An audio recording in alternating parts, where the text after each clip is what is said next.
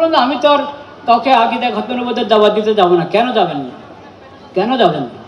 আপনি তালিব ইলম হিসেবে এটা তো আপনার দায়িত্বে পড়ে, সাধারণ মুসলমানদেরও দায়িত্বে পড়ে। কে আহলে কোরআন হয়ে যাচ্ছে, আহলে কোরআন হয়ে ইমান নষ্ট করছে, তাকে হেদায়েতের দিকে সে যাতে গুমরা না হইতে পারে সেটা খেয়াল রাখা, সতর্ক থাকা, তাকে আলেমদের কাছে এনে ওদের ভ্রান্তি ধরিয়ে দেওয়া, গুমরাহি এবং কুফরি ধরিয়ে দেওয়া।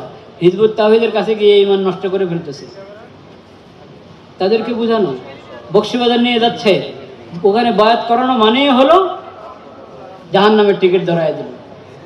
হ্যাঁ, বড় বড় মাদ্রাসা, অনেক তলার বিল্ডিং, ওই মাদ্রাসার পাশে বাসা কয়েক তলার, ওখানে এক ফ্ল্যাটের মধ্যে কাদিয়ানে যে তালিম হয়, বলেন নাউজুবিল্লাহ।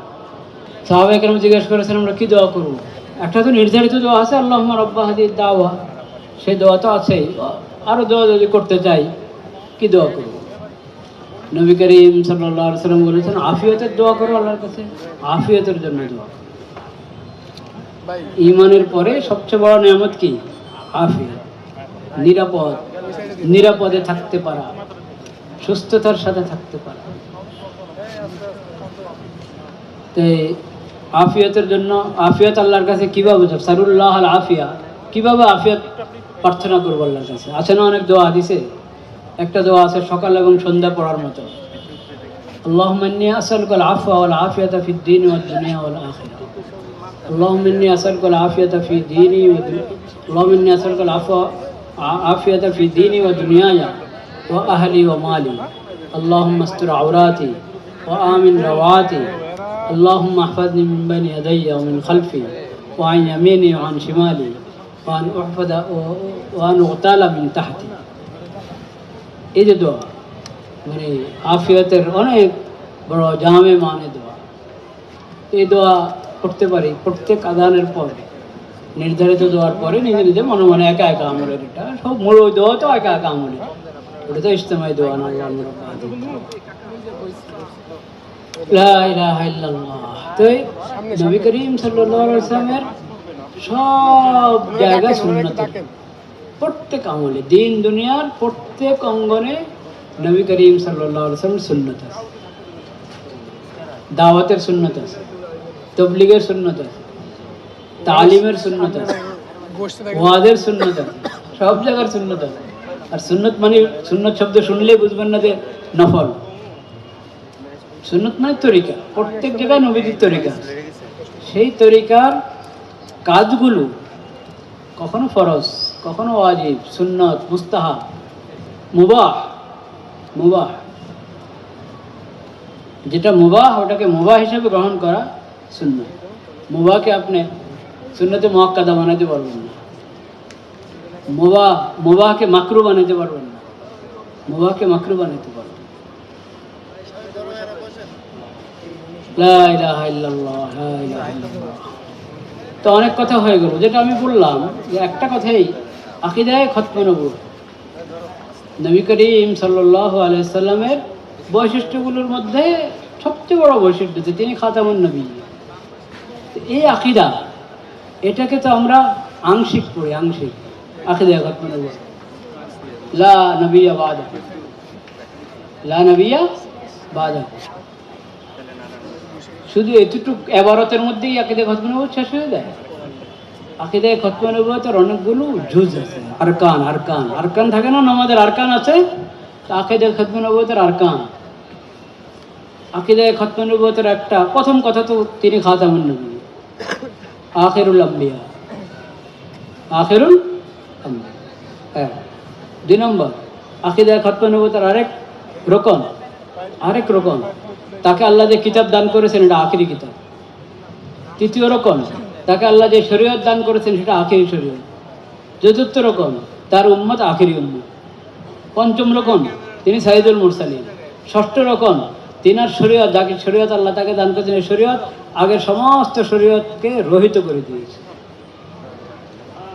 এগুলো সব আকিদায়ে খতমে নবুওয়াতের রকম।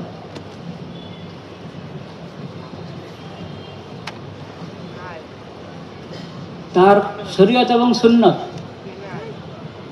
এটা নাজাতের একমাত্র রাস্তা।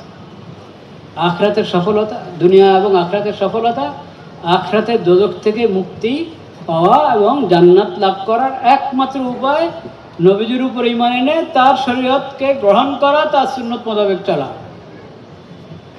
এটা আকীদা খতমে নবুয়তের অংশ। এটা ছাড়া আকীদা খতমে নবুয়ত পুরো হবে না। ইন্নাদ দীন ইনদাল্লাহিল ইসলাম। ইসলাম আদম আলাইহিস সালাম থেকে নিয়ে আমাদের নবীজি পর্যন্ত। আচ্ছা, আমাদের নবী মানে সব নবী কিন্তু আমাদের, এটা মনে রাখবেন। সব নবী কি আমাদের, লা নুফাররিকু বাইনা আহাদিম মির রুসুলি। কিন্তু আমাদের নবী বলতে আমাদের উদ্দেশ্য হলো অন্য সব নবীর উপর আমাদের ঈমান আছে, থাকা ফরজ। কোন এক নবীর নবুয়ত, যারা নবী, নবুয়তের মিথ্যা দাবিদার যারা, ওরা কি নবী নাকি? নবুয়তের মিথ্যা দাবিদার যারা, ওরা নবী? নবুয়তের মিথ্যা দাবিদার কোন দাজ্জাল বা কাযযাবকে মানলে ঈমান শেষ। আর আল্লাহ রাব্বুল আলামিন যাদেরকে নবুয়ত দান করেছেন আদম আলাইহিস সালাম থেকে নিয়ে ঈসা আলাইহিস সালাম পর্যন্ত, এবং আখির নবী হযরত মুহাম্মদ মুস্তাফা সাল্লাল্লাহু আলাইহি ওয়াসাল্লাম, কোনো এক নবীকে যদি কেউ অস্বীকার করে তার ঈমান থাকবে না, তার ঈমান থাকবে না। সব নবীকে নবী হিসাবে, আল্লাহর সত্য নবী হিসাবে গ্রহণ করা, এটা ঈমানদার হওয়ার জন্য জরুরি। কিন্তু অনুসরণ হবে একমাত্র কার? আখির নবী হযরত মুহাম্মদ মুস্তাফা সাল্লাল্লাহু আলাইহি ওয়াসাল্লাম। শরীয়ত গ্রহণ করা হবে একমাত্র কার শরীয়ত? আখির নবী হযরত মুহাম্মদ মুস্তাফা সাল্লাল্লাহু আলাইহি ওয়াসাল্লাম। আল্লাহ তাআলা আগে যে সমস্ত হেদায়েতের কিতাব অবতীর্ণ করেছেন ওগুলো হক, কিন্তু অনুসরণ মাত্র কোরআনের। যত নবী আল্লাহ পাঠিয়েছেন সবাই হক, কিন্তু অনুসরণ একমাত্র নবীজির সুন্নতের। বুঝতে পেরেছেন কথাটা? এটা হলো ইসলামী আকীদা। তো আকীদার বিষয়গুলোকে যথাযথ বিশ্লেষণ এবং প্রত্যেক আকীদার রোকন এবং আকীদা পরিপন্থী চিন্তাধারা সহ বিস্তারিতভাবে আকীদাগুলো জানা জরুরি। আল্লাহ তাআলা সেই তৌফিক আমাদেরকে নসিব করেন। আমি সব তালিবে ইলমকে বলবো, আকীদা খতমে নবুয়তের আপনি মোতালা করেন। ছোট ছোট রেসালা বাংলা ভাষাও এখন আছে, একবারে হাওয়ালা সহ। এতবার পড়েন যে মুখস্থ হয়ে যাবে, এবার পড়েন। ছোট করে এই জন্য দেওয়া হয়েছে, যা আপনি বলবেন ওটা ভালোভাবে পড়েন, একবারে হাওয়ালা সহ, দলিল সহ, যাতে আপনার মুখস্থ হয়ে যায়। ছোট সাইজ, পকেটে রেখে দেন, যাবে রেখে দেন, পড়েন। আপনি বলবেন আমি তো আর কাউকে আকীদা খতমে নবুয়তের দাওয়াত দিতে যাবো না। কেন যাবেন না? কেন যাবেন না? আপনি তালিবে ইলম হিসাবে এটা তো আপনার দায়িত্বে পড়ে, সাধারণ মুসলমানদেরও দায়িত্বে পড়ে। কে আহলে কোরআন হয়ে যাচ্ছে, আহলে কোরআন হয়ে ঈমান নষ্ট করছে, তাকে হেদায়েতের দিকে সে যাতে গোমরা না হইতে পারে সেটা খেয়াল রাখা, সতর্ক থাকা, তাকে আলেমদের কাছে এনে ওদের ভ্রান্তি ধরিয়ে দেওয়া, গুমরাহি এবং কুফরি ধরিয়ে দেওয়া। হিজবুত তাওহীদের কাছে গিয়ে ঈমান নষ্ট করে ফেলতেছে, তাদেরকে বোঝানো। বকশিবাজার নিয়ে যাচ্ছে, ওখানে বায়াত করানো মানেই হলো জাহান্নামের টিকিট ধরায় দিল। হ্যাঁ, বড় বড় মাদ্রাসা, অনেক তলার বিল্ডিং, ওই মাদ্রাসার পাশে বাসা কয়েক তলার, ওখানে এক ফ্ল্যাটের মধ্যে কাদিয়ানি যে তালিম হয়, বলেন নাউজুবিল্লাহ। এই ইয়েতে থাকবেন না যে আমরা তো আমাদের দিন সাহেবুর এলাকার মানুষ, এখানে কোনো শয়তান আসে না। না, এত খুশি হওয়ার বিষয় নাই। এখন আমরা এত গাফেল হয়ে আছি যে আমাদের চারপাশে বাতিলরা এসে এসে মানুষকে গোমরা করছে, মানুষের ঈমান হরণ করছে। সেজন্য ভাইরা সবাই নিজের ঈমান আমলও মজবুত করি,